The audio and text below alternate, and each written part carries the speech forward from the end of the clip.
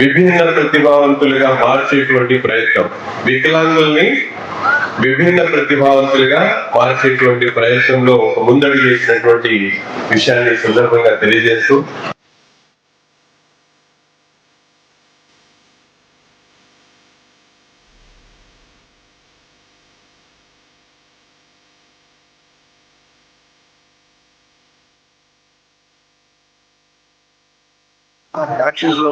Accident లో పోయినాయి. ఎన్ని సంవత్సరాలు అయింది?